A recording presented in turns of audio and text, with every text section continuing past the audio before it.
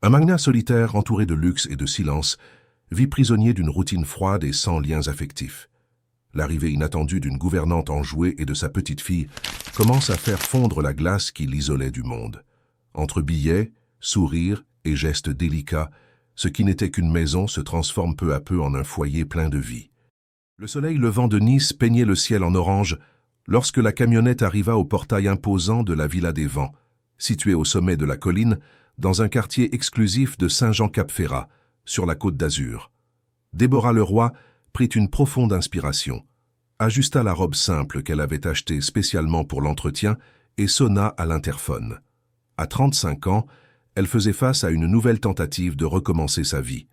Mère célibataire, elle avait un besoin urgent de cet emploi. « Villa des Vents, oui ?»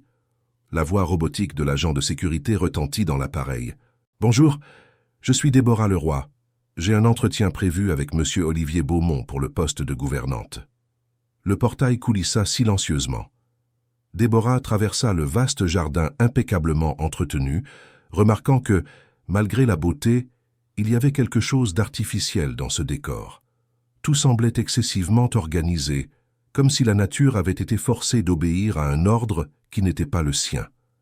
La villa, une structure moderniste en béton et en verre, s'imposait contre le bleu de la mer Méditerranée comme une sentinelle froide. Larissa, l'assistante de direction, accueillit Déborah à l'entrée. Son visage tendu et ses cernes profonds trahissaient le poids de travailler pour celui que tout le monde connaissait comme l'homme de glace de Nice. Il est dans son bureau. Préparez-vous. Monsieur Beaumont n'est pas conventionnel. Larissa hésita. 47 candidates sont passées par ici ces 6 derniers mois. Aucune n'a tenu plus de 5 jours. Déborah sourit, arrangeant les boucles rebelles qui s'échappèrent de son chignon. Je suis sûr que nous nous entendrons bien. J'ai survécu à un mariage avec Gilles Moreau, ancien arrière latéral de l'OGC Nice. Après ça, plus rien ne me fait peur. Larissa ne lui rendit pas son sourire, se contentant d'indiquer le chemin d'un geste mécanique. Dans les couloirs, Déborah observa qu'il n'y avait pas une seule photographie personnelle, aucun objet qui indiquait une chaleur humaine. La décoration minimaliste, bien que d'un luxe absurde, semblait sortie d'un magazine d'architecture et non d'une maison habitée. En entrant dans le bureau, Déborah trouva Olivier Beaumont dos à la porte, contemplant l'océan à travers le mur de verre.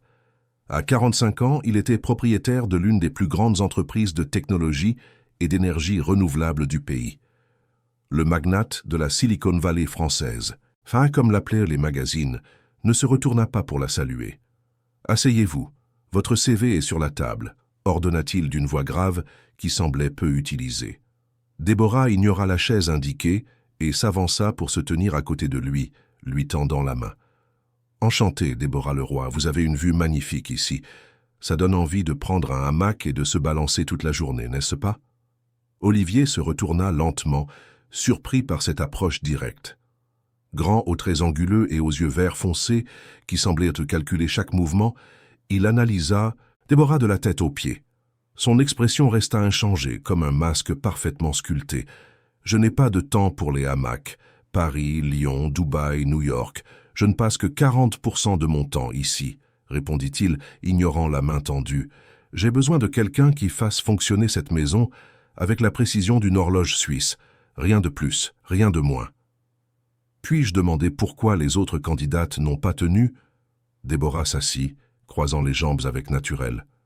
Un lourd silence s'installa dans la pièce avant qu'Olivier ne réponde.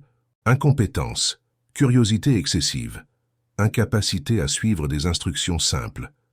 Déborah sourit, le surprenant une fois de plus. Eh bien, je suis curieuse, je l'avoue, mais je suis aussi compétente, et j'apprends vite. Et le plus important, je n'ai pas peur des gens qui font la tête. Pour la première fois, quelque chose de semblable à de l'intérêt traversa les yeux d'Olivier. Avez-vous de l'expérience avec des villas de cette envergure? J'ai travaillé 3 ans chez la famille de Villeneuve au Roucat Blanc, à Marseille.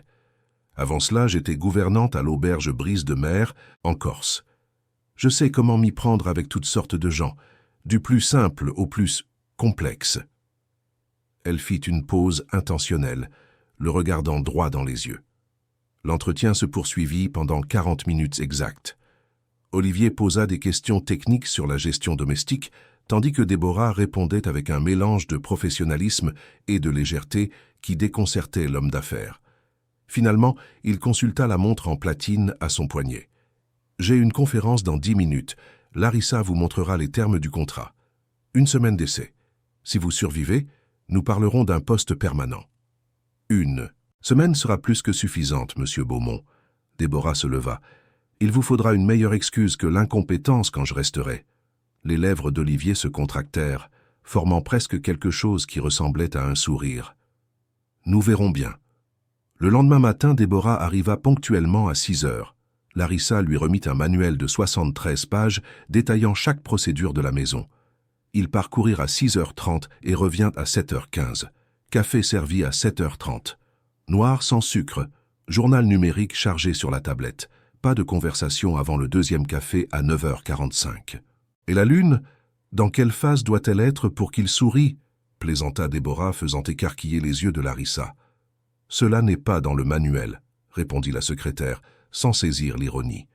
À midi, Olivier retourna au bureau après une réunion. Déborah remarqua qu'il avait stratégiquement éparpillé des billets de 100 € par terre, près de la table. Ensuite, l'homme d'affaires s'allongea sur le canapé, feignant de somnoler, mais les yeux mi-clos, observant à travers le reflet sur la table en verre. Déborah entra silencieusement pour servir le thé. Elle vit les billets et comprit immédiatement le « test ». Elle sourit pour elle-même, secouant la tête.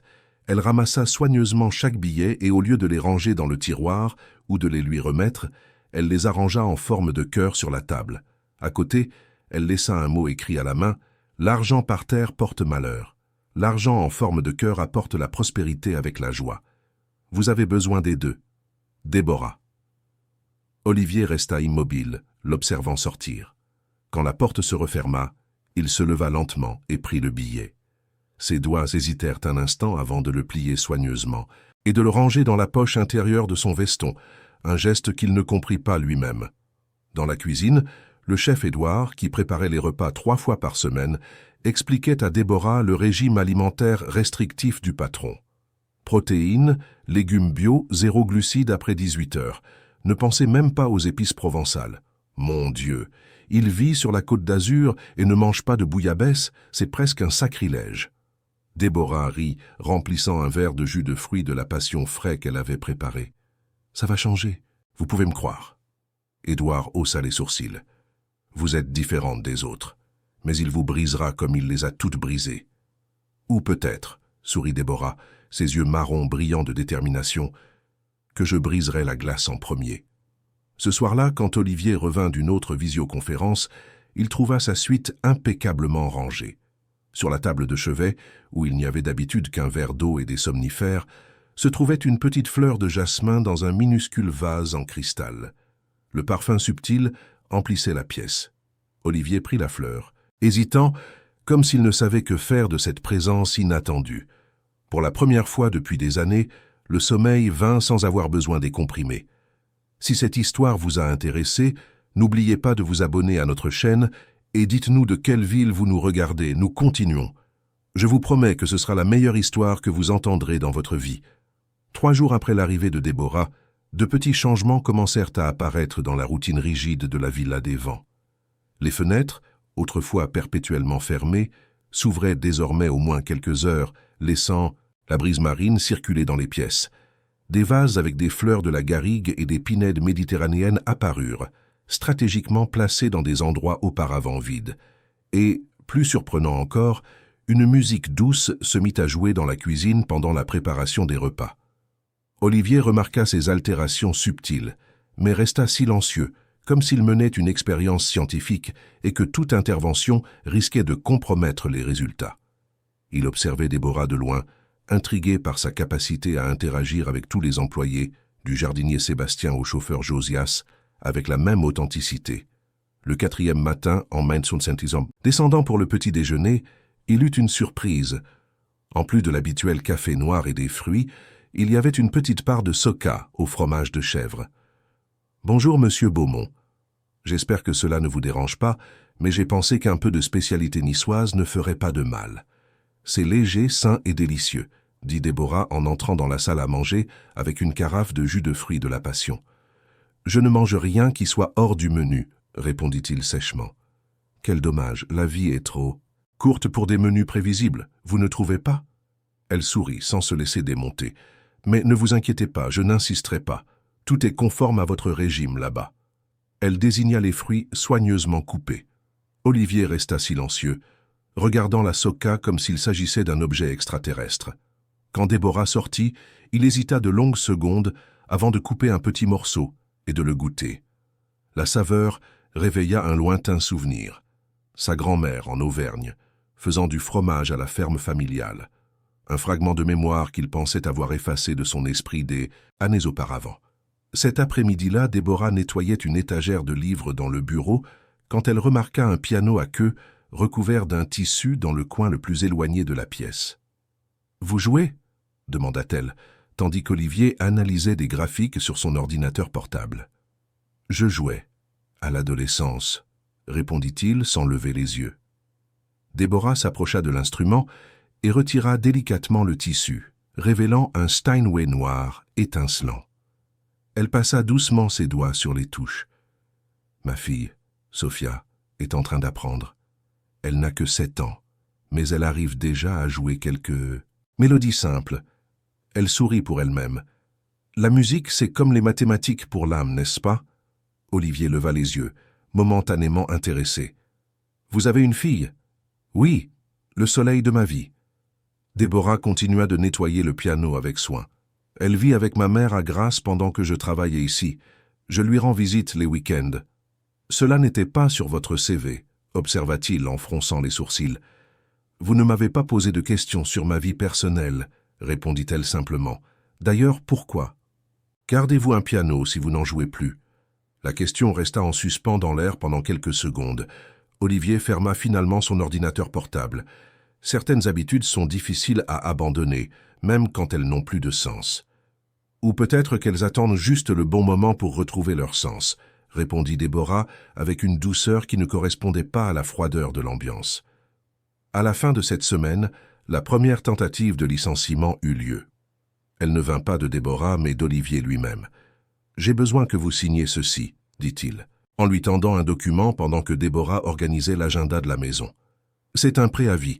Je juge préférable de mettre fin à votre période d'essai. » Déborah regarda le papier puis Olivier, sans montrer ni surprise ni déception. « Puis-je en connaître la raison?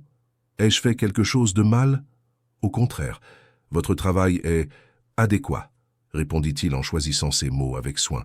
« Mais je préfère quelqu'un qui maintient une plus grande distance professionnelle. » Déborah sourit, posant le papier sur la table sans le signer. « Vous avez peur, n'est-ce pas? Peur que quelqu'un réussisse à franchir les 15 couches de glace que vous avez construites autour de vous. » Elle fit un pas en avant, réduisant la distance entre eux. « Savez-vous quel est le problème quand on se cache derrière des murs si hauts, Monsieur Beaumont? Un jour on regarde autour de soi et on découvre qu'on est seul dans la forteresse qu'on a bâtie. » Les yeux verts d'Olivier s'assombrirent. « Je n'ai pas besoin des analyses psychologiques d'une employée de maison. Non, ce dont vous avez besoin, c'est d'une citronnade. » Déborah se dirigea vers la porte avec une tranquillité déconcertante.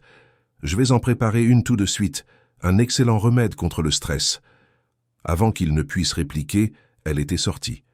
15 minutes plus tard, elle revint avec un plateau contenant 2 verres de citronnade maison, décorés de feuilles de menthe et de rondelles de citron de menthon.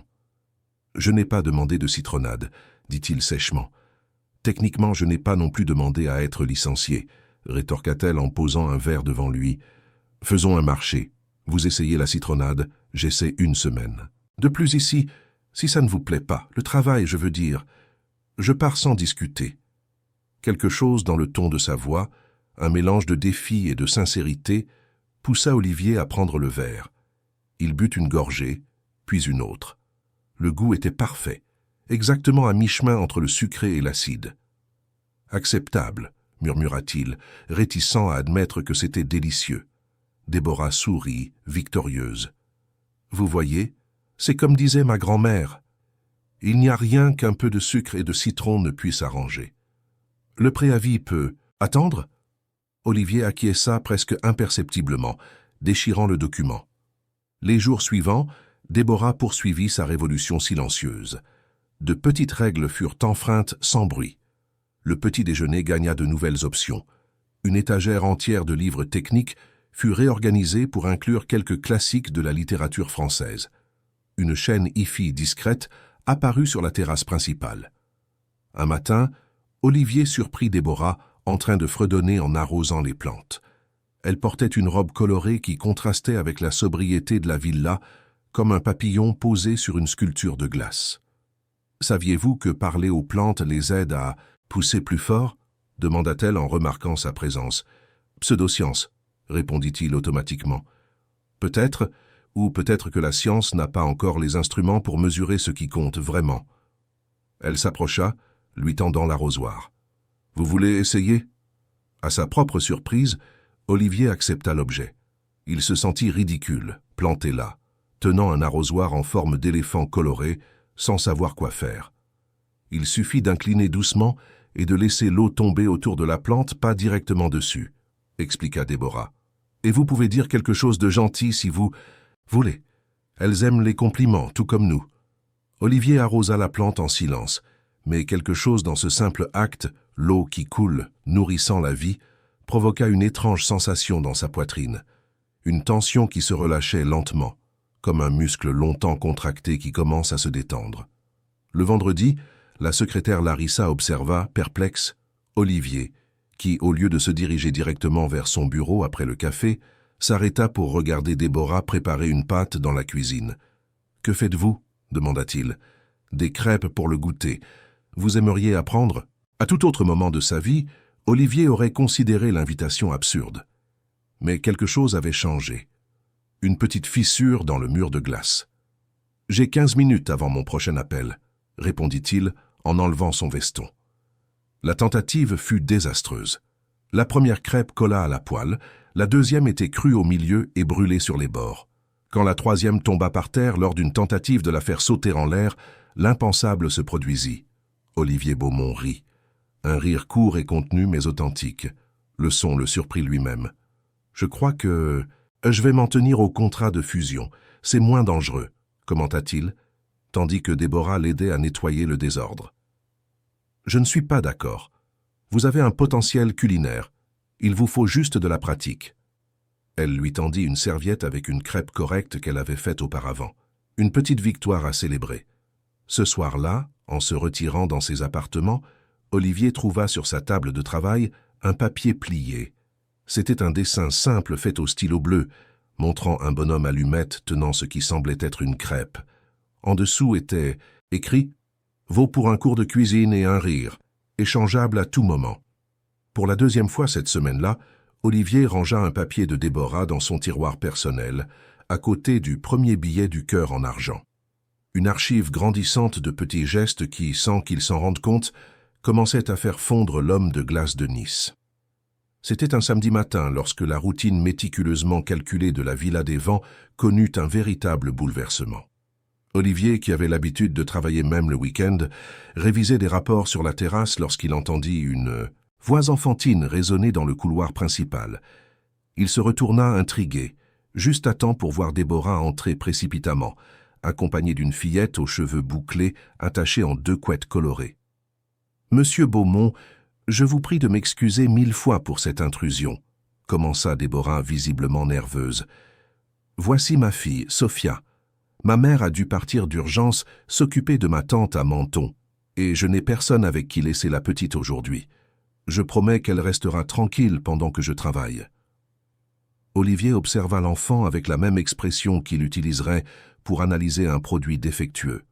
Sophia, contrairement à la plupart des adultes, ne fut pas intimidée par son regard froid. Elle le dévisagea en retour avec une curiosité sincère et, à la stupéfaction de l'homme d'affaires, sourit largement, révélant l'absence d'une dent de devant. « Votre maison est très grande, monsieur. On dirait un château de film » s'exclama la fillette, regardant avec émerveillement le haut plafond et les larges fenêtres. « Sophia, souviens-toi de ce que nous avons dit dans la voiture » avertit doucement Déborah. « Monsieur Beaumont est une personne très occupée. Maman a dit que vous êtes un homme très important et que vous faites des choses qui aident à la planète.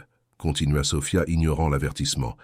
C'est vrai que vos centrales solaires ressemblent à des champs de fleurs géantes vues du ciel. Olivier cligna des yeux, surpris non seulement par la question intelligente, mais aussi par la description poétique de quelque chose qu'il n'avait toujours vu que comme une efficacité technologique. Quelque chose comme ça, répondit-il avec hésitation. Puis, se tournant vers Déborah, « Nous n'avons pas d'installation adaptée aux enfants ici. »« Je comprends parfaitement, monsieur. Si vous préférez, je peux prendre ma journée et la rattraper plus tard. Je suis juste venu vous prévenir que je ne pourrai pas rester aujourd'hui. » Avant qu'Olivier ne puisse répondre, Sophia s'était déjà approchée de la table où étaient disposés divers appareils électroniques. « Waouh, combien de tablettes! Vous jouez à Minecraft sur toutes ?» demanda-t-elle innocemment. « Sophia, ne touche pas aux affaires de Monsieur Beaumont. » Déborah se hâta de tirer sa fille, mais l'expression amusée sur le visage de la fillette provoqua une réaction inattendue chez Olivier. « Celles-ci sont pour le travail, » répondit-il, se surprenant du ton presque conversationnel de sa propre voix. Après un moment de réflexion, il ajouta « Vous pouvez rester, mais gardez-la loin de mon bureau et du laboratoire au sous-sol. » Déborah ne put cacher son soulagement et sa surprise. « Merci beaucoup, Monsieur Beaumont. Je promets que nous ne dérangerons pas votre travail. »« Merci, tonton de glace !» s'exclama Sophia, faisant se figer Déborah. « Sophia !»« Quoi ?»« C'est comme ça que tu l'as appelée quand tu parlais à mamie au téléphone, » expliqua la fillette, avec l'honnêteté brutale des enfants. Le visage de Déborah devint rouge vif. Olivier haussa un sourcil, mais quelque chose de semblable à un sourire joua sur ses lèvres un bref instant. « Tonton de glace ? Intéressant, » murmura-t-il, reportant son attention sur les rapports, indiquant que la conversation était terminée. Alors que la mère et la fille s'éloignaient, Olivier ne put s'empêcher de remarquer comment le son des petits pas de Sophia et ses questions incessantes apportaient une étrange vibration de vie au couloir vide. Pendant le déjeuner, qui était normalement servi à Olivier dans son bureau ou sur la terrasse, quelque chose d'inédit se produisit. En entrant dans la salle à manger pour récupérer des documents qu'il y avait laissés, il trouva la table principale partiellement mise. « Nous avons pensé qu'il serait bon d'utiliser cet espace pour ce pourquoi il a été conçu, » expliqua Déborah en voyant son expression confuse. « Une si belle table en palissandre certifiée mérite d'être utilisée. » Sophia était assise sur l'une des chaises, les pieds se balançant loin du sol, en train de manger des pâtes à la sauce tomate. En voyant Olivier, elle lui fit un signe de la main enthousiaste. « Monsieur, vous voulez déjeuner avec nous ? Maman a fait ses pâtes à la sauce, ce sont les meilleures du monde. » Olivier hésita, observant la scène. Il y avait quelque chose de si naturel et de si vivant dans l'image de l'enfant mangeant joyeusement, avec une serviette improvisée protégeant ses vêtements, qui contrastait brutalement avec l'atmosphère stérile qu'il avait lui-même créée dans cette maison. « J'ai une visioconférence, » répondit-il automatiquement. « Quel dommage. Après le déjeuner, je vais dessiner. Vous pourrez venir voir mes dessins quand vous aurez fini votre réunion vidéo si vous voulez. » Déborah intervint, rapidement. « Sophia, Monsieur Beaumont a beaucoup de responsabilités. Nous ne pouvons pas prendre de son temps. » Olivier acquiesça et quitta la pièce, mais au lieu d'aller directement à son bureau, il s'arrêta dans le couloir. La voix de la fillette résonnait encore, demandant à sa mère pourquoi cette si grande maison avait si peu de gens qui y vivaient et pourquoi il n'y avait pas de photos sur les murs comme chez mamie. Des questions simples qui, étrangement, ne lui étaient jamais venues à l'esprit. L'après-midi se passa tranquillement, avec Olivier plongé dans son travail. De temps en temps, il entendait des rires lointains ou la voix mélodieuse de Déborah chantant quelque chose à sa fille. Des sons qui auraient dû l'irriter, mais qui, étonnamment, créaient une sorte de toile de fond agréable à ses pensées. Vers 5 heures, il décida de faire une pause pour un café. En passant par le salon, il trouva Sophia assise par terre, entourée de feuilles de papier colorées et de crayons de couleur. La fillette dessinait avec concentration, le bout de la langue sortant au coin de sa bouche en signe d'effort créatif. « Regardez qui voilà !» s'exclama-t-elle, en le voyant. « Vous voulez voir mes dessins ?» Avant qu'il ne puisse répondre, Sophia était déjà debout montrant ses créations. « Ça, c'est la mer qu'on voit depuis votre terrasse. Et ça, c'est le jardin avec les plantes dont maman dit qu'elle lui parle. Et ça, elle hésita, regardant le dessin d'un œil critique. C'est vous à votre bureau. » Olivier prit le papier, se surprenant de voir une grande silhouette en costume bleu, entourée de petits carrés qui devaient être des ordinateurs. Le visage était une ligne droite pour la bouche et 2 points pour les yeux. « Pourquoi je ne vous ai pas dessiné de sourire? Parce que je n'en ai pas encore vu un vrai, » expliqua Sophia avec une simplicité déconcertante. « Mais je vais laisser de la place pour quand ça arrivera. » Quelque chose dans la sincérité de cette observation toucha Olivier d'une manière qu'aucune critique de conseiller ou de thérapeute n'avait jamais réussi à faire. « Je peux le garder ?» demanda-t-il, se surprenant lui-même. Les yeux de Sophia s'illuminèrent. « Bien sûr, je vais même le signer pour qu'il soit plus joli. » Avec un feutre violet, elle écrivit son nom dans le coin inférieur du papier, ajoutant une petite étoile à côté. À ce moment, Déborah entra dans la pièce, portant un plateau avec du thé et des biscuits. « Sophia, j'espère que tu ne déranges pas, monsieur Beaumont. »« Pas du tout, » répondit-il, regardant toujours le dessin. « Votre fille a une perspective intéressante. » Le reste de l'après-midi se déroula dans une étrange harmonie. Olivier retourna au travail, mais maintenant avec le dessin de Sophia discrètement fixé à côté de son ordinateur, comme une petite fenêtre sur quelque chose qu'il n'avait pas visité depuis longtemps, la simplicité d'un moment présent. L'incident se produisit en début de soirée. Sophia explorait la maison pendant que Déborah préparait le dîner. La fillette finit par découvrir une pièce qui restait fermée aux employés. L'ancienne chambre de la mère d'Olivier, préservée exactement comme elle était quand elle l'avait quittée, 6 ans plus tôt. D'une manière ou d'une autre, la porte était restée entr'ouverte après le nettoyage hebdomadaire autorisé. Sophia entra, émerveillée par les objets anciens et élégants. Sur un piédestal au centre de la chambre, un grand vase en cristal de Murano, un héritage familial transmis de génération en génération, affichait une beauté délicate et imposante. Fascinée par les couleurs et les formes du cristal, Sophia s'approcha pour le voir de plus près. Son mouvement brusque fit légèrement vaciller le piédestal. En quelques secondes, le vase tomba, se brisant en 1000 morceaux sur le sol en marbre, avec un bruit qui sembla résonner dans toute la villa. Olivier et Déborah arrivèrent presque simultanément à la porte. La scène était dévastatrice. Sophia paralysée au centre de la pièce, des éclats de cristal multicolores éparpillés autour d'elle, de grosses larmes coulant sur son visage d'enfant. « Qu'as-tu fait ?» La voix d'Olivier sonna plus glaciale que jamais. « Je voulais juste voir de plus près. Je n'ai pas touché, je le jure, » sanglota la fillette. Déborah se plaça immédiatement entre sa fille et son patron. « Monsieur Beaumont, c'est un accident. J'assume l'entière responsabilité. Je paierai les dégâts, même si cela prend des années. » « Payer ?» Olivier passa la main dans ses cheveux dans un rare geste de perte de contrôle. « Ce vase a appartenu à mon arrière-grand-mère. Il a été rapporté d'Italie au début du siècle dernier. C'était, » il hésita, « la pièce préférée de ma mère. » Le silence qui suivit fut dense, chargé d'attente. Déborah se préparait déjà à prendre ses quelques affaires et à quitter immédiatement la villa avec sa fille quand Sophia, sanglotant toujours, se pencha prudemment et commença à ramasser les morceaux. « Sophia, non! Tu vas te couper, » l'avertit sa mère en l'attirant. « Mais je dois le réparer, » insista la fillette, les larmes coulant toujours. « Mamie dit que quand on casse quelque chose, il faut au moins essayer de le réparer. » À la surprise des 2 adultes, Olivier ne cria pas et n'ordonna pas qu'elle parte. Il observa l'enfant pendant de longues secondes, puis s'approcha, s'accroupissant à côté d'elle. Certains objets, quand ils se cassent, ne peuvent pas être réparés comme à l'origine, dit-il avec une douceur inédite dans sa voix. Mais cela ne veut pas dire que les morceaux ne peuvent pas être transformés en quelque chose de nouveau. Sophia le regarda à travers ses larmes, une lueur d'espoir dans les yeux. Comme quoi? Pendant l'heure qui suivit, quelque chose d'extraordinaire se produisit. Olivier, Déborah et Sophia travaillèrent ensemble, ramassant soigneusement chaque fragment de cristal. Utilisant un plateau en argent comme base, ils organisèrent les morceaux en un motif circulaire qui, vu de dessus, formait une sorte de mosaïque brillante, captant et réfractant la lumière d'une manière différente, mais tout aussi belle. « Regarde » dit Sophia quand ils eurent terminé, ses yeux encore rouges, mais brillants maintenant d'excitation. « Ce n'est plus un vase, mais c'est toujours joli.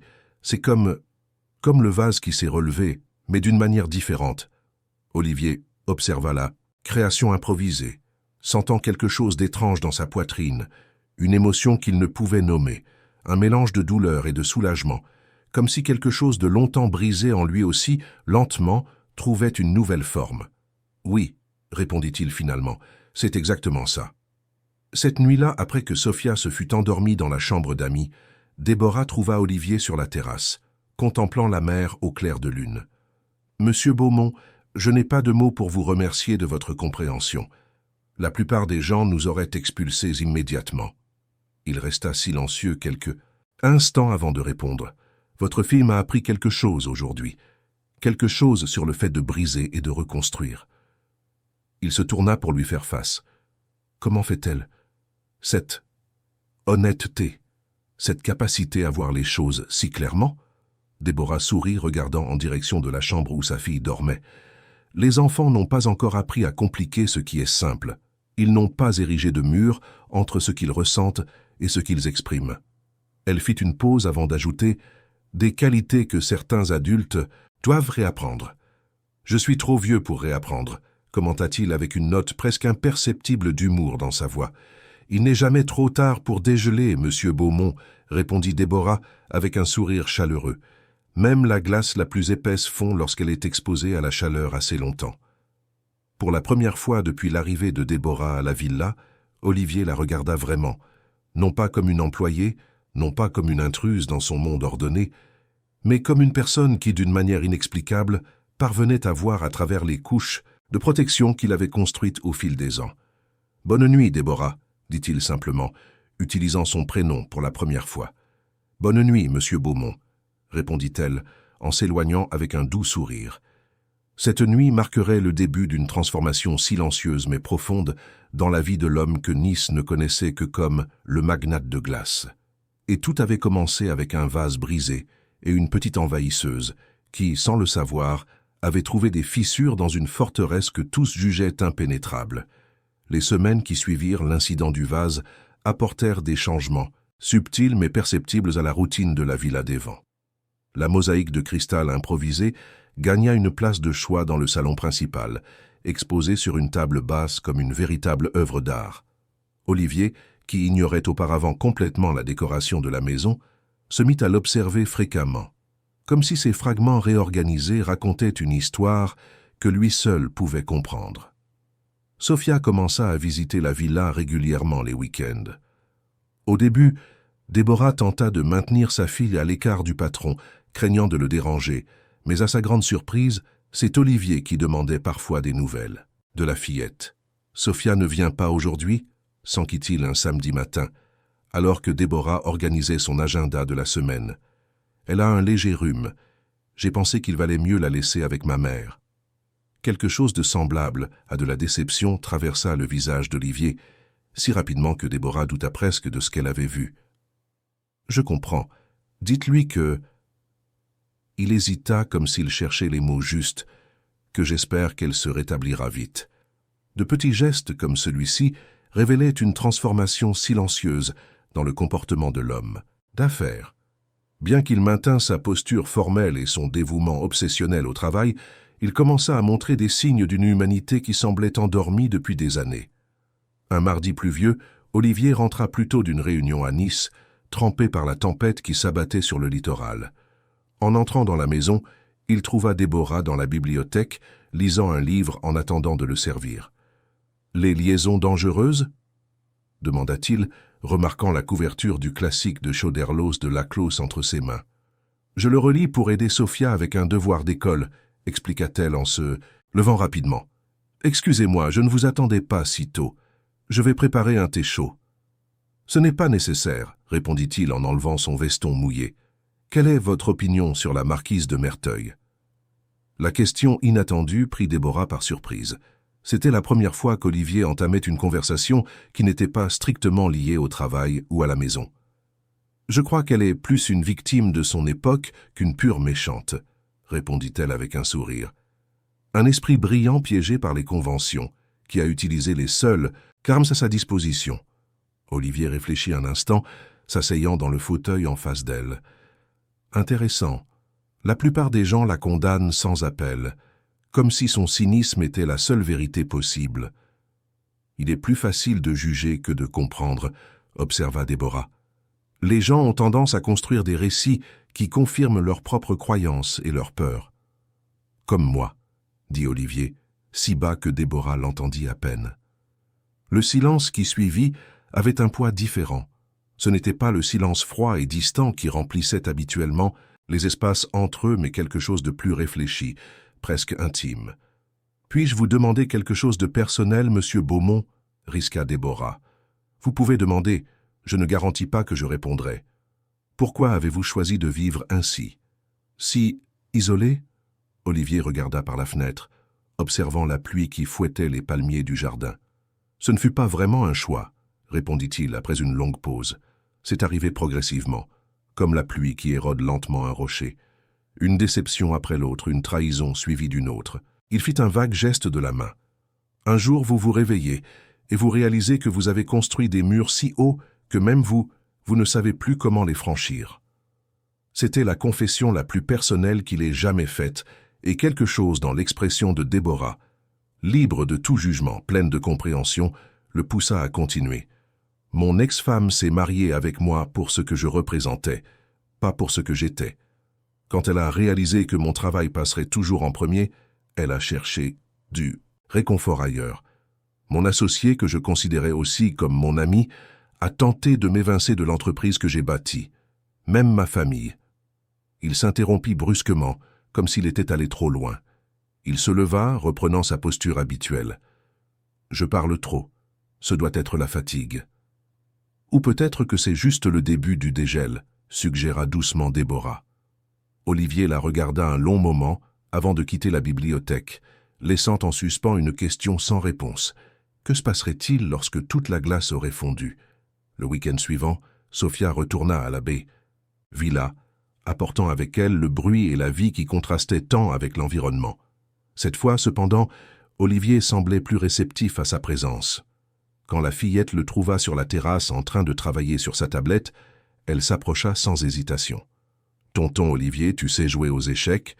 Il leva les yeux, surpris par l'utilisation de son prénom, mais ne la corrigea pas. « Oui, je sais. »« Tu peux m'apprendre? Il y a un tournoi à l'école le mois prochain. » Olivier observa le visage plein d'espoir de l'enfant, ressentant une impulsion inhabituelle. « J'ai une réunion dans 15 minutes, mais après... » Il hésita. « Oui, nous pourrons faire une partie. » Le sourire lumineux de Sophia fut comme un rayon de soleil perçant d'épais nuages. Plus tard dans la journée, à la stupéfaction de Larissa qui passait déposer des documents, Olivier était assis sur le tapis du salon avec Sophia, lui expliquant patiemment les mouvements des pièces sur un échiquier ancien qu'il n'avait pas utilisé depuis des années. Le cavalier en L, la tour en ligne droite. La reine est la plus puissante, elle peut aller dans n'importe quelle direction, expliquait-il avec une patience que personne dans son entreprise n'avait jamais vue. Et le roi? Pourquoi il ne bouge que d'une case à la fois s'il est le plus important? Demanda Sophia, fronçant les sourcils en signe de concentration. Parce que, parfois, Sophia, plus on a de pouvoir, plus on est limité, répondit Olivier pensivement. Le roi a tellement à perdre qu'il doit se déplacer avec prudence. Comme toi? Demanda la fillette innocemment. La question resta en suspens. Olivier regarda Sophia puis Déborah qui observait la scène depuis le seuil de la porte. « Peut-être, » répondit-il simplement. « À toi de jouer. » Cette partie d'échecs marqua le début d'un rituel. Tous les samedis, Olivier réservait 1 heure pour enseigner de nouveaux mouvements et stratégies à Sophia. La fillette, de son côté, apportait une énergie contagieuse à ces moments, posant des questions qui allaient bien au-delà du jeu. Une de ces questions, posée lors d'une partie particulièrement disputée, laissa Olivier sans réponse immédiate. « Pourquoi tu n'as pas d'enfant, tonton Olivier ?» Déborah, qui passait par le salon à ce moment-là, intervint rapidement. « Sophia, c'est une question très personnelle. »« Ce n'est rien, » dit Olivier, les surprenant toutes les deux. Il regarda l'échiquier quelques instants avant de répondre. « Je suppose que je n'ai jamais trouvé le bon moment. Ou peut-être que je n'ai jamais trouvé la bonne personne. »« Mais tu aimes les enfants ?» insista Sophia. « J'aime certains enfants, » répondit-il avec un rare sourire, déplaçant sa reine pour capturer un fou de la fillette. « Échec !» Sophia rit, enchanté autant par le mouvement du jeu que par la réponse. Ce rire cristallin résonna dans la maison, remplissant des espaces qui étaient restés vides depuis longtemps. La présence de plus en plus constante de Sophia apporta d'autres changements. Des livres pour enfants commencèrent à apparaître sur les étagères. Un espace dans le jardin fut réservé à un petit potager où la fillette planta des tournesols. Le piano, autrefois couvert et silencieux, recommença à être joué. D'abord par Déborah, qui révéla avoir étudié la musique dans sa jeunesse, puis par Sophia pour ses leçons de débutante, et occasionnellement à la surprise de tous par Olivier lui-même, qui redécouvrait le plaisir oublié de jouer quelques mélodies classiques. Un après-midi particulièrement significatif, Olivier revint d'une réunion stressante de son bureau de Nice pour trouver Déborah et Sophia dans la cuisine, en train de préparer du pain maison. L'odeur chaude et réconfortante de la levure et du blé emplissait toute la maison. « Monsieur Beaumont, vous arrivez juste à temps !» s'exclama Déborah en le voyant. « Nous sommes sur le point de mettre le pain à cuire. Sophia a insisté pour en faire un spécialement pour vous. »« À la cannelle et avec un peu de chocolat », expliqua fièrement la fillette, les mains et le visage partiellement couverts de farine. « Mamie dit qu'il n'y a pas de tristesse qui résiste au pain chaud. Quelque chose dans la scène, la mère et la fille travaillant ensemble, la chaleur du four, l'odeur familière qui réveillait des souvenirs oubliés depuis longtemps, provoqua une réaction inattendue chez Olivier.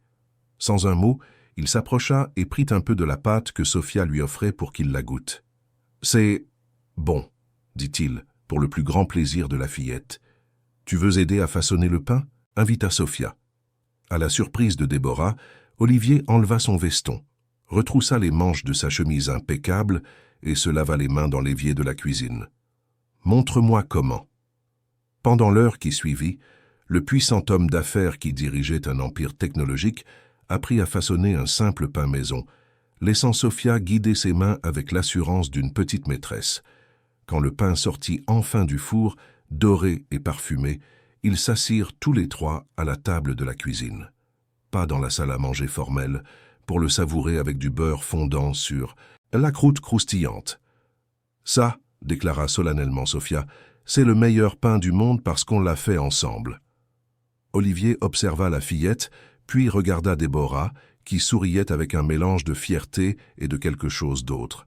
Quelque chose qu'il ne pouvait pas définir, mais qui faisait battre son cœur à un rythme différent. « Merci », dit-il simplement. Et elles savaient toutes les deux qu'il remerciait pour bien plus que le simple pain. Cette nuit-là, après que Sophia se fut endormie, Olivier trouva Déborah sur la terrasse contemplant la mer au clair de lune. Il la rejoignit en silence, maintenant une distance respectueuse. « Votre fille est extraordinaire », commenta-t-il après quelques minutes. « Elle a votre même capacité à voir au-delà des apparences. »« Les enfants voient avec le cœur, monsieur Beaumont, » répondit Déborah. « Ils n'ont pas encore appris à se méfier, à se protéger, à cacher qui ils sont vraiment. »« Et comment faites-vous » demanda-t-il en se tournant pour lui faire face. « Comment gardez-vous cette ouverture, cette capacité à faire confiance, même après tout ce que vous avez dû affronter en tant que mère célibataire ?» Déborah réfléchit avant de répondre. « Je pense que c'est un choix quotidien. On peut choisir de vivre dans la peur d'être blessé à nouveau, ou on peut choisir de rester ouvert aux possibilités que chaque jour apporte. » Elle sourit doucement.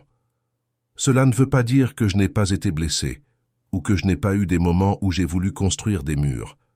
Cela signifie simplement que j'ai choisi de ne pas laisser la peur dicter le reste de ma vie. » Ces mots touchèrent à quelque chose de profond en Olivier, une vérité qu'il avait évité d'affronter pendant des années. Pendant un bref instant, le masque de froideur et de distance tomba complètement, ne révélant qu'un homme, pas le magnate, pas l'homme d'affaires à succès, juste un être humain, luttant avec ses propres choix et leurs conséquences. « Parfois, je me demande, » commença-t-il, d'un ton si bas que Déborah dut s'approcher pour l'entendre, « si je sais encore comment vivre autrement. » Elle sourit, ses yeux reflétant la lumière de la lune. « Vous êtes en train de réapprendre jour après jour, et vous vous en sortez très bien. » Impulsivement, Olivier tendit la main et toucha les doigts de Déborah. Un contact aussi léger qu'une brise, mais chargé de sens. Il ne dit rien de plus, ce n'était pas nécessaire.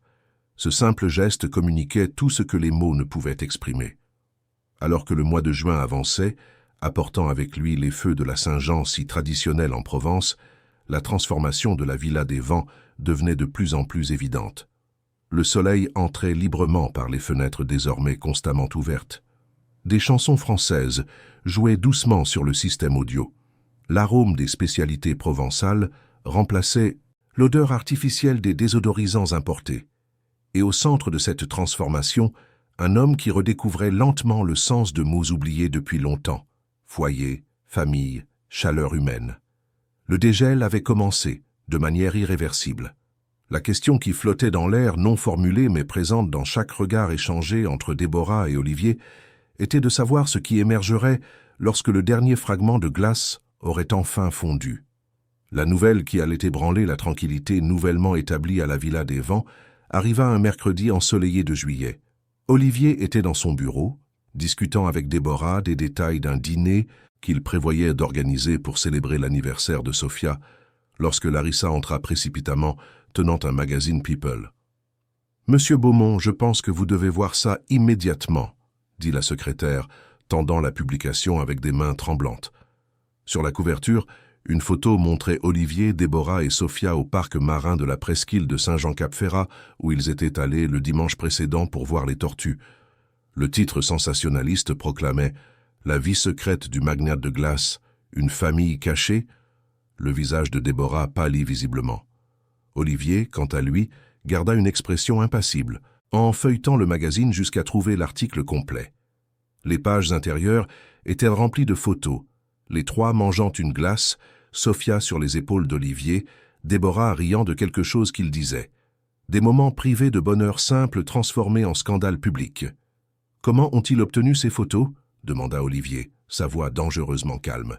« Il semble qu'un photographe indépendant vous ait reconnu », expliqua Larissa, nerveuse. « L'article suggère que Mademoiselle Leroy et sa fille seraient une famille que vous gardez secrète. Ils insinuent que Sophia serait... »« J'ai compris », interrompit sèchement Olivier. « Laissez-nous seuls, s'il vous plaît. » Dès que Larissa fut sortie, Déborah se couvrit le visage de ses mains. « Je suis désolée, monsieur Beaumont. C'est terrible. Je n'aurais jamais imaginé que notre sortie au parc puisse causer ce genre de problème. »« Ne vous blâmez pas, » répondit-il, la surprenant. « Ces magazines fabriquent des scandales à partir de rien. Dans quelques jours, ils trouveront une autre victime. Malgré tout, cela peut nuire à votre réputation. Vous êtes une personnalité publique respectée et... »« Ma réputation survivra, » l'interrompit-il, avec une sérénité qui contrastait avec l'Olivier d'il y a quelques mois, qui aurait explosé face à une telle situation. Avant qu'il ne puisse discuter davantage, le téléphone sonna. C'était Gérard Bernard, président du conseil d'administration de l'entreprise d'Olivier.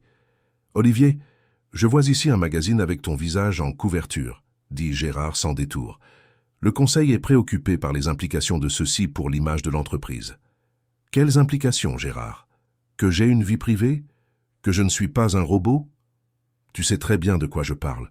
Nos investisseurs à Abu Dhabi sont extrêmement conservateurs, et certains actionnaires ont déjà exprimé leur malaise face aux rumeurs selon lesquelles tu serais impliqué avec une employée. La froideur habituelle revint dans la voix d'Olivier. « Ma vie privée n'est pas soumise au vote du conseil, Gérard, et je te suggère de bien réfléchir avant de faire la moindre insinuation sur Mademoiselle Leroy. Olivier, sois raisonnable. Personne ne remet en question tes choix, seulement la manière dont cela peut être perçu. Il serait peut-être préférable d'éloigner cette jeune femme pour un temps, jusqu'à ce que... » « Cette conversation est terminée, » coupa Olivier en raccrochant. Il se tourna pour trouver Déborah debout près de la porte, le visage pâle. Elle en avait assez entendu. « Je vais préparer mes affaires, » dit-elle d'une voix tremblante. « Sophia et moi pouvons partir dès aujourd'hui. »« Non », la réponse d'Olivier fut immédiate et ferme. « Vous n'irez nulle part à cause de ça. Mais votre entreprise, votre réputation... J'ai construit cette entreprise à partir de rien, Déborah. J'ai survécu à des crises économiques, à des tentatives d'OPA hostiles et à des trahisons d'associés. Ce ne sont pas quelques commères qui vont me dire comment vivre ma vie. » Il y avait une intensité dans sa voix que Déborah n'avait jamais entendue auparavant. Olivier s'approcha, réduisant la distance entre eux. « Ces derniers mois, vous et Sophia avez apporté quelque chose que j'avais oublié qui existait. Je ne vais pas y renoncer à cause de l'opinion des autres. La déclaration resta en suspens, chargée de significations non exprimées. Avant que Déborah ne puisse répondre, le téléphone sonna de nouveau. Cette fois, c'était Carmen, l'institutrice de Sofia, informant que certains parents avaient vu le magazine et posaient des questions indiscrètes à la porte de l'école. La fillette était contrariée et confuse. « Je vais la chercher immédiatement », décida Déborah. « Nous irons ensemble », corrigea Olivier en prenant les clés de la voiture. La scène à l'école fut embarrassante. Des parents chuchotaient en observant l'arrivée de la voiture de luxe. Sofia courut dans les bras de sa mère, les yeux rouges de larmes. « Maman, les enfants disent des choses bizarres sur nous et tonton Olivier, » sanglota-t-elle. « Jeanne a dit qu'on est dans le magazine des célébrités et le papa de Pierre a dit quelque chose sur un conflit d'intérêts. » Olivier, qui évitait normalement toute démonstration publique, surprit tout le monde en s'accroupissant pour se mettre à la hauteur de Sofia. Certaines personnes aiment parler de ce qu'elles ne connaissent pas, Sofia. Ne les écoute pas. Ce qui compte, c'est ce que nous savons être la vérité. La fillette le regarda avec des yeux larmoyants. « Et c'est quoi la vérité, tonton Olivier ?» Il hésita juste un instant avant de répondre. « La vérité, c'est que toi et ta mère êtes les personnes les plus importantes dans ma vie en ce moment. » La déclaration, faite avec simplicité mais avec une conviction absolue, laissa Sofia et Déborah momentanément sans voix. Là, dans la cour d'une école primaire, sous le regard curieux d'étrangers, le magnate de glace révélait enfin à quel point il avait changé. Les jours suivants, la situation ne fit qu'empirer. D'autres magazines publièrent des articles spéculatifs sur le triangle à la villa. Des journalistes campèrent près de la propriété. Le sujet devint un thème de débat dans les émissions de potins à la télévision, avec des experts analysant les photos et tissant des théories absurdes. Dans l'entreprise, la tension était palpable. Les employés regardaient Olivier différemment, certains avec curiosité, d'autres avec un jugement voilé. Lors d'une importante réunion d'actionnaires, un investisseur plus audacieux alla jusqu'à l'interroger directement sur les rumeurs concernant votre vie personnelle et leurs impacts possibles sur la gouvernance d'entreprise. La réponse d'Olivier surprit tout le monde. « Messieurs, au cours des 15 dernières années, j'ai consacré chaque minute de mon existence à cette entreprise. J'ai sacrifié mes relations, ma santé et mon bonheur personnel au nom de nos résultats. Les chiffres de ce trimestre que nous venons de présenter montrent une croissance de 27%, la meilleure performance de toutes les entreprises du secteur en Europe. » Il fit une pause délibérée. « Si l'un d'entre vous croit que ma capacité de leadership a été compromise parce que j'ai enfin trouvé des personnes qui donnent un sens à ma vie au-delà de ce bureau, je l'invite à vendre ses actions. Nous nous ferons un plaisir de les racheter à la valeur du marché. » Un silence stupéfait suivit ces paroles. Personne n'osa poser d'autres questions sur le sujet. Malgré cette victoire apparente, Olivier savait que l'impact de cette exposition publique pesait sur Déborah et Sofia. La fillette ne voulait plus aller à l'école, fatiguée des chuchotements et des questions indiscrètes. Déborah, bien qu'elle essayât de garder une attitude forte, se montrait de plus en plus tendue et inquiète. La situation atteignit son paroxysme lorsque Déborah trouva dans sa boîte aux lettres une enveloppe anonyme contenant une lettre avec des menaces voilées et des insinuations sur son caractère. Le texte suggérait qu'elle était une opportuniste qui avait ensorcelé Olivier pour sa fortune. Cette nuit-là, après que Sofia se fut endormie, Déborah chercha Olivier dans son bureau. Sa décision était prise. « Je dois partir », annonça-t-elle, la voix ferme malgré la douleur évidente dans ses yeux. Cette situation devient insupportable pour Sofia, et pour vous aussi, même si vous ne l'admettez pas. « C'est exactement ce qu'ils veulent, » répondit Olivier, une colère contenue dans sa voix. « Vous éloignez, toi et Sofia, de ma vie. C'est peut-être mieux ainsi. Vous avez construit quelque chose d'important. Vous avez des responsabilités envers vos employés, vos investisseurs. Est-ce que j'ai avec toi et Sofia ?» L'interrompit-il en s'approchant. « Ça ne signifie rien. » Déborah détourna le regard, incapable d'affronter l'intensité dans ses yeux. « Ça signifie tout. C'est précisément pour ça que je dois protéger ma fille. Et vous ?»« Arrête de m'appeler « vous », dit-il doucement, prenant ses mains dans les siennes. « Mon nom est Olivier, et tu sais, aussi bien que moi, ce qui s'est passé ces derniers mois. Déborah trouva enfin le courage de lui faire face. « Ce qui s'est passé, c'est que je suis tombée amoureuse de toi, » admit-elle d'une voix tremblante, même en sachant que c'était de la folie, même en essayant de lutter contre ça tous les jours. Mais je ne peux pas mettre mes sentiments au-dessus du bien-être de ma fille. « Et si je te disais que j'ai une solution ?» demanda Olivier, son visage plus proche maintenant. Avant qu'ils ne puissent expliquer, ils furent interrompus par un son qu'ils n'avaient pas entendu depuis des mois. La sonnette de la porte principale.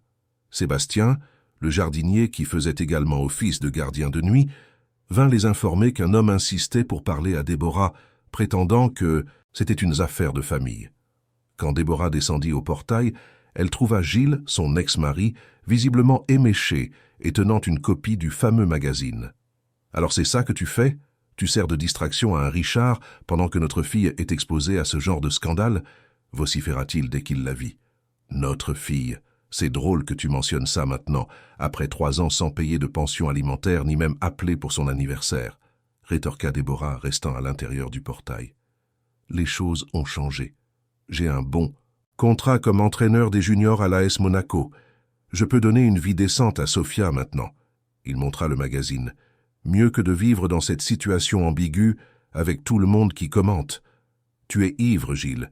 Rentre chez toi et cherche-moi quand tu seras sobre. » « Je ne pars pas d'ici sans parler à ma fille, » insista-t-il, élevant la voix et essayant de forcer le portail. Avant que la situation ne dégénère, Olivier apparut aux côtés de Déborah. « Un problème ?» demanda-t-il avec un calme glacial. Gilles recula, d'un pas, surpris par la présence de l'homme d'affaires.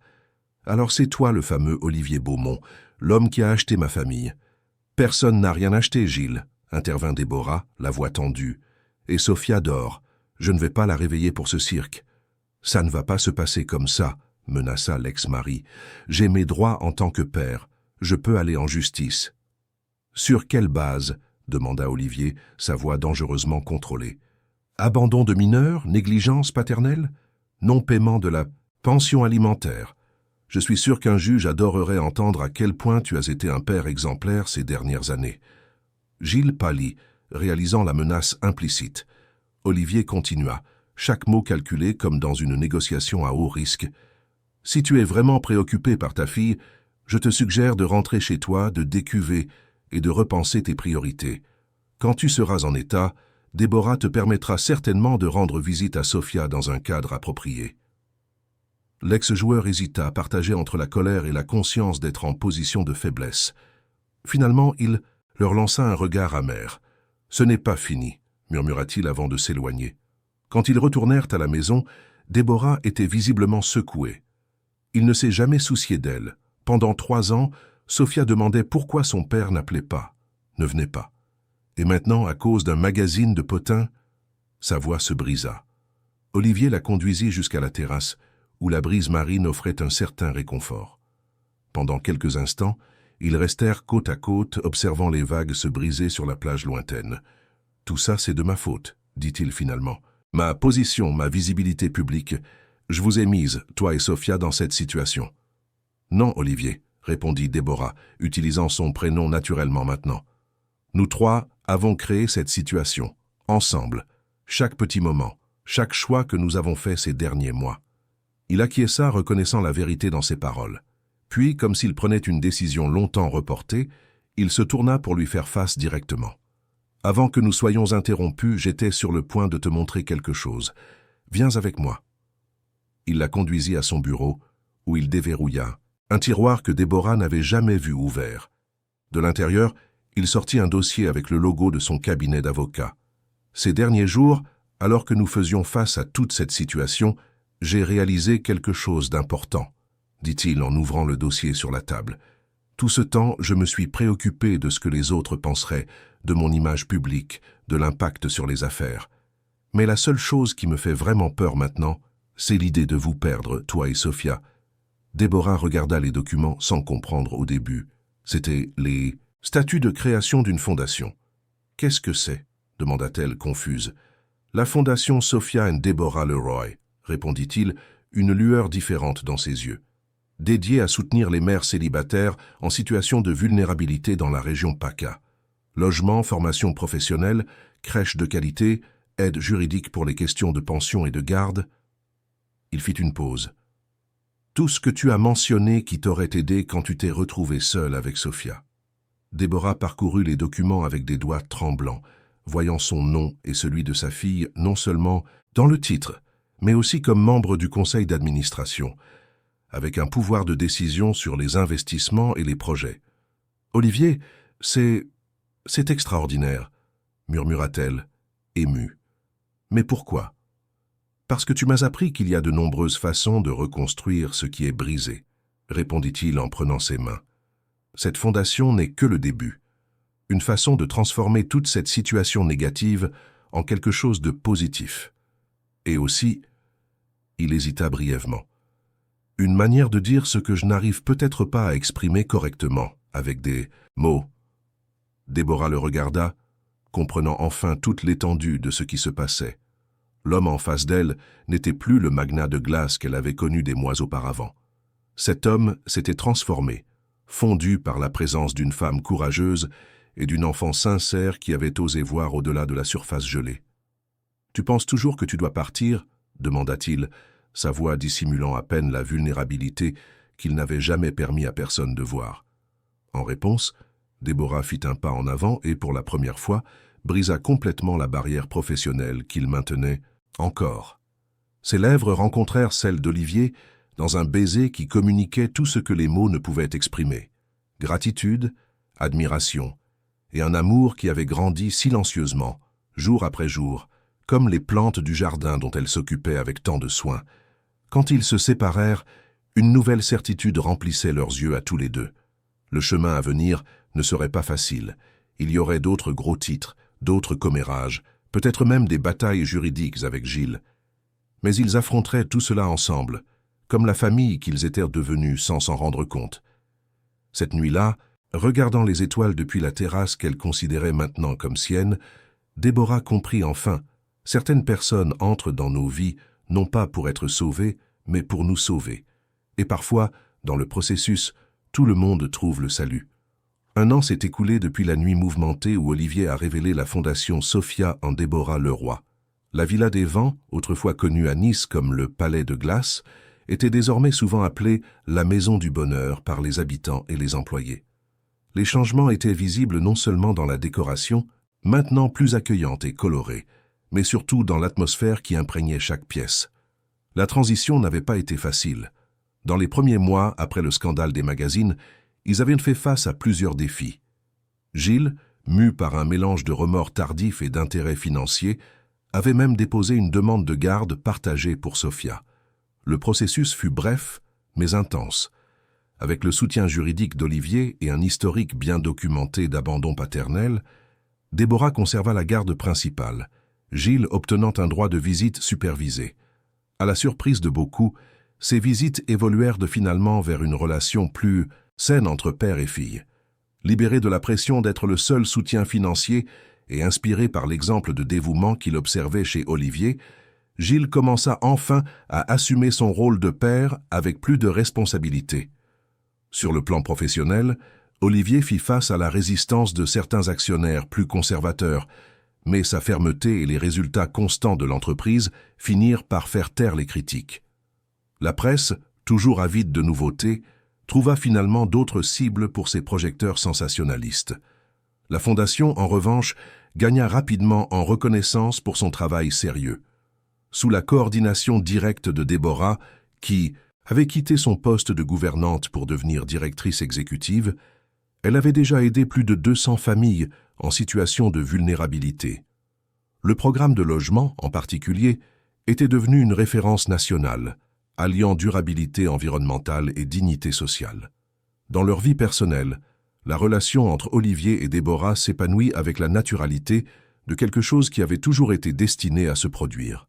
Le mariage, célébré 6 mois après l'annonce de la fondation, fut une cérémonie intime sur la terrasse même de la villa, avec la mer Méditerranée pour témoin. Sophia, radieuse dans sa robe de demoiselle d'honneur, porta les alliances avec la solennité de celle qui comprend l'importance du moment. Ce dimanche matin ensoleillé, 1 an après tous ces événements, Olivier observait depuis la terrasse Déborah et Sophia planter de nouvelles pousses dans le jardin.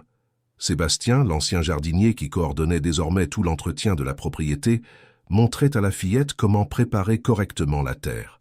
« Papa, viens voir ce qu'on a planté », appela Sophia en agitant la main avec enthousiasme.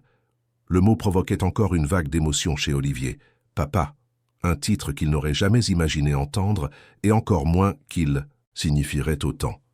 L'adoption officielle de Sophia avait été finalisée 3 mois plus tôt, après un processus facilité par la renonciation de Gilles à ses droits paternels en échange d'un accord garantissant ses visites régulières. L'ex-joueur, enfin assez mûr pour reconnaître ses limites, avait compris que Sophia serait mieux en tant que fille légitime d'Olivier et Déborah, tout en le gardant dans sa vie comme une sorte d'oncle ou de parrain. Descendant les marches de la terrasse, Olivier s'approcha du petit groupe. Sophia, maintenant âgée de 8 ans, ressemblait de plus en plus à sa mère, les mêmes yeux expressifs, le même sourire capable d'illuminer la pièce la plus sombre. « On plante des arbres fruitiers de la région », expliqua-t-elle avec l'enthousiasme d'une petite scientifique. « Sébastien dit que d'ici 5 ans, on aura des figues, des cerises et des abricots. »« Planification à long terme », commenta Olivier en souriant. « Excellente stratégie d'entreprise. » Déborah se releva, s'essuyant les mains sur son pantalon de jardinage. « Tu es en train de transformer notre fille en PDG avant même ses 10 ans, » plaisanta-t-elle en s'approchant pour un baiser rapide. « Mieux vaut PDG que footballeuse, » répondit-il, faisant une référence humoristique au talent discutable de Sophia sur les terrains de sport, malgré les efforts de Gilles pour l'entraîner. « Ce n'est pas grave, » rétorqua Sophia avec une sagesse au-delà de son âge. « Papy dit que l'important, c'est d'essayer plein de choses différentes pour découvrir ce qu'on aime vraiment faire. » Le papy en question était Arnaud Beaumont, le père d'Olivier, avec qui il avait renoué des liens après des années de distance. La réconciliation, initialement tendue et formelle, s'était progressivement adoucie grâce à la présence médiatrice de Déborah et au charisme irrésistible de Sophia. Le vieil homme d'affaires, qui avait toujours critiqué son fils pour son obsession du travail, visitait désormais régulièrement la villa, apportant des cadeaux excentriques à sa petite-fille et des histoires de sa jeunesse qui faisaient revisiter à Olivier son propre passé avec un regard neuf. En parlant de papy, se souvint Déborah, il a confirmé sa présence pour le déjeuner d'aujourd'hui et il a dit qu'il apportait une surprise spéciale. « J'espère que ce n'est pas un autre animal exotique », soupira Olivier, se rappelant le hamster albinos que son père avait offert. À Sophia, le mois précédent, une créature qui occupait maintenant une cage luxueuse dans la chambre de la fillette. « Je pense que c'est lié à ce projet dont vous discutiez, » répondit Déborah avec un sourire énigmatique. « Quelque chose sur l'énergie éolienne pour les communautés isolées. » Olivier haussa les sourcils sincèrement surpris. Cela faisait des semaines qu'il essayait de convaincre son père d'unir leurs forces dans un projet de durabilité sociale, combinant l'expérience d'Arnaud dans les énergies traditionnelles avec sa propre expertise dans les énergies renouvelables. C'était la première indication que le vieux patriarche envisageait l'idée. « Ce serait significatif », commenta-t-il, essayant de contenir l'attente dans sa voix. Sophia, percevant l'importance du moment, prit la main de son père adoptif. « Tu vois, je t'avais dit qu'il finirait par être d'accord. Papy a juste besoin de temps pour admettre quand tu as raison. » La remarque astucieuse fit rire les 3 adultes. La capacité de Sophia à comprendre les dynamiques familiales complexes les surprenait toujours. Alors qu'ils retournaient à la maison pour se préparer pour le déjeuner, Olivier se laissa envahir par le sentiment de plénitude qui le surprenait encore quotidiennement. Sa vie, autrefois si méticuleusement planifiée et contrôlée, s'écoulait maintenant avec une liberté qu'il n'aurait jamais cru possible. Les réunions d'affaires restaient importantes, mais ne consumaient plus chaque instant de son temps. Il y avait de la place pour accompagner Sophia à l'école, pour des sessions de piano avec Déborah les vendredis soirs, pour des week-ends entiers consacrés uniquement à la famille. Dans la cuisine, maintenant un espace vibrant et accueillant, Hélène, la nouvelle chef engagée spécialement pour répondre aux goûts plus diversifiés de la famille, préparait un cassoulet léger, une concession d'Olivier à son ancien régime restrictif. L'arôme des herbes de Provence emplissait l'air, se mêlant au rire de Sophia qui était maintenant assise sur le comptoir, observant attentivement le processus culinaire. « Je peux aider à couper les légumes ?» demanda la fillette, toujours désireuse de participer. « Bien sûr, petite chef, répondit Hélène en lui tendant un couteau spécial pour enfants sans pointe. Déborah s'approcha d'Olivier, qui observait la scène appuyé contre le chambranle de la porte. « Je donnerais cher pour savoir à quoi tu penses », murmura-t-elle en entrelaçant ses doigts aux siens. « Je pensais à quel point c'est curieux, » répondit-il à voix basse. « J'ai passé tellement de temps à construire un empire, croyant que le succès signifiait avoir le contrôle sur tout. Et puis, vous êtes arrivés toutes les deux, et vous avez mis mon monde sens dessus-dessous. » Il sourit, serrant doucement sa main. « Et, d'une manière incompréhensible, cela m'a rendu plus heureux que je n'aurais jamais imaginé pouvoir l'être. » Déborah lui rendit son sourire, ses yeux brillant de la même certitude qui remplissait maintenant les siens. « Tu sais ce que disait ma grand-mère. Parfois, il faut perdre le contrôle pour trouver l'équilibre. »« Ta grand-mère était une femme sage, » commenta Olivier en l'attirant plus près.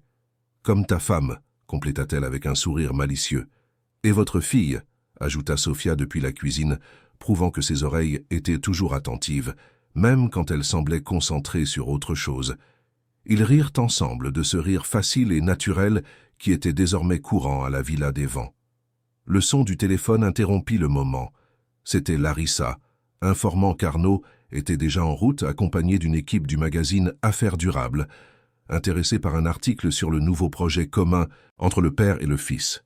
« Une interview? Un dimanche ?» questionna Olivier, l'ancienne irritation menaçant de refaire surface. « Apparemment, votre père a insisté pour que toute la famille participe, » expliqua Larissa. « Il a dit que le projet est entièrement lié aux valeurs familiales et aux nouvelles générations. » Déborah observa l'expression d'Olivier osciller entre l'exaspération et une admiration réticente pour l'astuce de son père. « Tout va bien, » assura-t-elle. « Ce peut être une bonne occasion de montrer comment la Fondation s'aligne sur cette nouvelle initiative. »« Et je pourrais montrer mes dessins d'éoliennes » s'exclama Sophia, qui avait développé un intérêt précoce pour l'ingénierie, pour le plus grand plaisir de ses deux grands-pères. Olivier acquiesça, se rendant à l'inévitable. La vérité est qu'1 an auparavant, il aurait annulé l'interview sans hésitation, plaçant sa vie privée au-dessus de toute opportunité d'exposition positive. Maintenant, il comprenait que partager son histoire, leur histoire, pourrait inspirer d'autres personnes, tout comme le courage de Déborah et la sincérité de Sophia l'avaient transformé. Alors qu'il terminait les préparatifs du déjeuner, la vieille horloge à pendule dans le hall, celle-là même que Déborah avait réparée à ses débuts à la villa, sonna midi. Le son, autrefois simple marquage mécanique du temps, semblait maintenant célébrer chaque moment intensément vécu. Dans la salle à manger, la table était mise non seulement pour la famille immédiate, mais pour un cercle de plus en plus grand de personnes qui étaient devenues une partie importante de leur vie. Madame Zélie, la mère de Déborah, qui avait déménagé dans une maison sur la propriété adjacente, Sébastien et sa femme Irène, qui étaient plus que des employés, des confidents et des amis. Carmen, l'institutrice de Penn State, Sophia devenue conseillère pédagogique de la Fondation, et même Gilles, qui avait progressivement trouvé sa place dans cette configuration familiale non conventionnelle. En observant les sièges se remplir un par un, Olivier ne put s'empêcher de réfléchir à l'ironie. Lui, qui avait passé des années à construire des murs pour tenir les gens à distance, se trouvait maintenant au centre d'une communauté vibrante et accueillante. Et, étonnamment, il s'y sentait plus en sécurité et protégé qu'il ne l'avait jamais été dans son isolement auto-imposé. Le bruit d'une voiture approchant annonça l'arrivée d'Arnaud. Quelques minutes plus tard, le patriarche des Beaumont entra, accompagné non seulement des journalistes, mais aussi de représentants d'une coopérative de pêcheurs de la région, bénéficiaires potentiels du projet d'énergie renouvelable. « J'espère que les invités supplémentaires ne te dérangent pas, mon fils, » dit Arnaud avec le sourire confiant qu'il arborait toujours quand il savait qu'il testait les limites. « J'ai jugé important que le reportage inclue les voix de ceux qui seront directement impactés par notre travail. » Au lieu de l'irritation attendue, Olivier surprit tout le monde par un rire sincère. « La maison est aussi à toi, père, » répondit-il en étreignant le vieil homme d'affaires avec une aisance qui aurait été impensable 1 an plus tôt. D'ailleurs, elle est à nous tous maintenant. Sophia courut embrasser son grand-père, tandis que Déborah saluait les journalistes et les pêcheurs, les faisant se sentir immédiatement les bienvenus.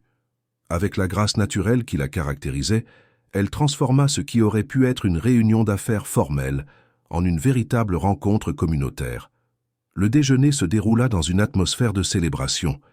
Des histoires furent partagées, des projets discutés, des rêves révélés. Les pêcheurs, initialement timides dans cet environnement luxueux, se sentirent bientôt à l'aise pour parler de leurs espoirs pour le projet énergétique et de la manière dont ils transformeraient la vie de leur communauté. À un certain moment, Arnaud se leva, son verre à la main, demandant l'attention de tous. « Je veux porter un toast », annonça-t-il d'une voix émue qu'il se permettait rarement de montrer. « À la famille, non seulement celle dans laquelle nous naissons, mais aussi celle que nous choisissons et construisons tout au long de la vie. » Il regarda directement Déborah et Sophia, puis son fils. « Olivier, j'ai passé des années à critiquer tes choix, ton obsession pour le travail, ton éloignement des gens. Aujourd'hui, je vois que j'avais tort de juger ton chemin. Chaque pas que tu as fait, même ceux qui nous ont éloignés, t'a conduit exactement là où tu devais être pour trouver ta vraie famille. » Les yeux du vieil homme d'affaires s'embrouillèrent, surprenant tout le monde.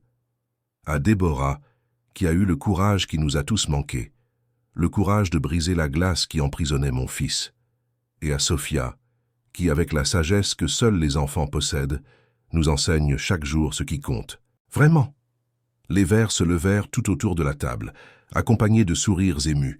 Olivier, avec Sophia sur ses genoux et Déborah à ses côtés, ressentit une gratitude si profonde qu'il pouvait à peine l'exprimer par des mots. Au lieu de cela, il serra simplement sa famille dans ses bras, laissant le geste communiquer ce dont son cœur débordait. Plus tard, alors que l'après-midi avançait et que les invités étaient repartis, Olivier, Déborah et Sophia s'assirent sur la terrasse pour admirer le coucher de soleil sur la Méditerranée. Le ciel se peignait de tons orange et rose, se reflétant sur les eaux calmes comme un tableau impressionniste. « Vous savez à quoi je pense ?» commenta Sophia, adossée contre son père, tout en dessinant dans son carnet. « À quoi, mon amour ?» demanda Déborah. « Je pense qu'on a besoin de plus de gens dans notre famille, » répondit la fillette avec naturel. « Peut-être un petit frère ou une petite sœur. » Olivier et Déborah échangèrent des regards surpris, puis sourirent avec complicité. Le sujet était déjà apparu entre eux ces dernières semaines, mais ils ne savaient pas que Sophia nourrissait aussi ce désir. « C'est une idée intéressante, » répondit Olivier prudemment. « Qu'est-ce qui t'a fait penser à ça ?» Sophia leva le dessin qu'elle était en train de faire.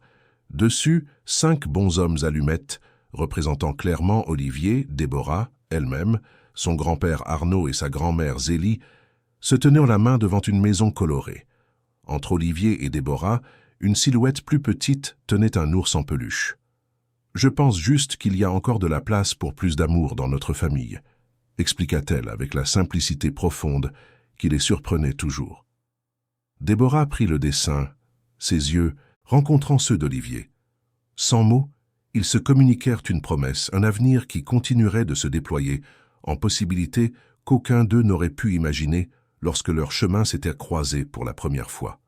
« Peut-être que tu as raison, mon amour, » répondit finalement Déborah en caressant les cheveux de sa fille. « Le cœur, c'est comme ce vase brisé que nous avons transformé en mosaïque, tu te souviens? Une fois reconstruit, il finit par avoir de la place pour beaucoup plus de beauté qu'auparavant. » Olivier tendit le bras, les enveloppant toutes les deux dans une étreinte protectrice, alors que le dernier rayon de soleil disparaissait à l'horizon. La vieille horloge dans le hall sonna, marquant non seulement la fin d'une autre journée, mais la continuité d'un voyage qui ne faisait que commencer. À la Villa des Vents, où régnait autrefois le silence glacial de la solitude, résonnèrent désormais des voix, des rires et des projets d'avenir. La maison, tout comme ses habitants, avait été reconstruite, non pas en revenant à ce qu'elle était à l'origine, mais en se transformant en quelque chose de nouveau, de plus fort et de beaucoup plus beau, comme le vase qui s'était relevé sous une nouvelle forme, plus brillante que jamais. Chers auditeurs, nous espérons que l'histoire d'Olivier, Déborah et Sophia a touché vos cœurs. Ce voyage de transformation nous rappelle qu'il n'est jamais trop tard pour permettre à l'amour de faire fondre même le cœur le plus endurci. Pour continuer à explorer des histoires tout aussi émouvantes qui célèbrent la force des liens familiaux et des nouveaux départs, nous avons préparé une playlist spéciale que vous pouvez trouver en cliquant sur le lien sur votre gauche. Si ce récit a réchauffé votre cœur, N'oubliez pas de vous abonner à notre chaîne, de laisser un like et de partager vos pensées dans les commentaires. Chaque jour, nous vous apportons de nouvelles histoires qui explorent les complexités et les beautés de la vie. Quel personnage vous a le plus touché? Qu'auriez-vous fait à la place de Déborah ou d'Olivier? Nous sommes impatients de lire vos réflexions. À notre prochain rendez-vous.